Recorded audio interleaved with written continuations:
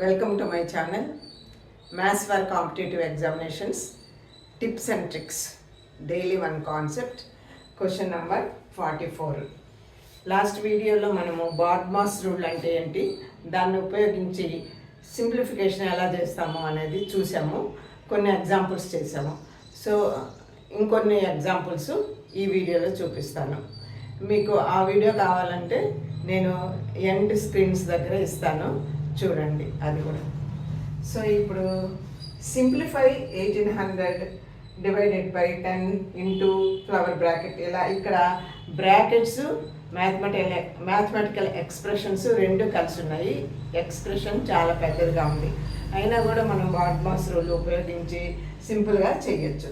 So BODMAS rule ప్రకారము first brackets, lowest bracket ఏంటి, ఈ సింపుల్ బ్రాకెట్ను సింప్లిఫై చేయాలి, అంటే దాని లోపల ఉండే మ్యాథమెటికల్ ఎక్స్ప్రెషన్ని సింప్లిఫై చేయాలి. సో ఇక్కడ రెండు చోట్ల స్మాలెస్ట్ బ్రాకెట్స్ ఉన్నాయి, అవి రెండు ఫస్ట్ చేద్దాం. సో 1 + 2 ఇక్కడ 3, ఇక్కడ 17 - 2 15 అవుతుంది. నెక్స్ట్ ఇక్కడ -2 × 3 ఉంది, ఇది 3 కాబట్టి ఇంకా 2 ఇంటూ అని అర్థం. -2 × 3 అంటే ఏమని, ఫ్లవర్ బ్రాకెట్స్లో -2 × 3 6 అవుతుంది అనమాట. ఇక్కడ 15 ఉంది. 45 డివైడెడ్ బై 15. 45 డివైడెడ్ బై 15 అంటే 15 3s 45. సో ఇది ఈ బ్రాకెట్స్లో 3 వస్తుంది. సో ఇప్పుడు ఎక్స్ప్రెషన్ రాస్తే మనకు 1800 divided by 10 into 45 divided by 15 is 3. therefore into 3 into 2 plus -6. So this is equal to 1800 divided by 10 is 180 into 3 into 2 plus or minus -6. 180 into 3 to 6 -6. 180 into 6 is 606. 8 48. 616 plus 4 10. 1080 minus 6, that is equal to 1074. So the value of this expression is 1074. Here option C is correct. This one చూద్దాం. Find the value of this expression. Expression చూడడానికి చాలా పెద్దదిగా ఉంది, కానీ దీన్ని BODMAS rule ఉపయోగించి సింపుల్గానే చేయొచ్చు. సో ఫస్ట్ సింపుల్ బ్రాకెట్స్ను సింప్లిఫై చేద్దాం. ఇక్కడ 7 + 89 ఉంది, దిస్ ఈజ్ 96. ఇక్కడ బ్రాకెట్స్లో మళ్ళీ మ్యాథమెటికల్ ఆపరేషన్స్ ఉన్నాయి. సో ఈ మ్యాథమెటికల్ ఆపరేషన్స్లో ఫస్ట్ డివిజన్ చేయాలి, తర్వాత మల్టిప్లికేషన్, తర్వాత అడిషన్, తర్వాత సబ్ట్రాక్షన్. సో ఫస్ట్ డివిజన్ చేస్తే 33 divided by 3 11 plus 9 into 2. So next multiplication చేయాలి కాబట్టి ఇక్కడ 9 × 2 18 వస్తుంది. సో 18, ఇక్కడ 11 ప్లస్ 18 మైనస్ 7.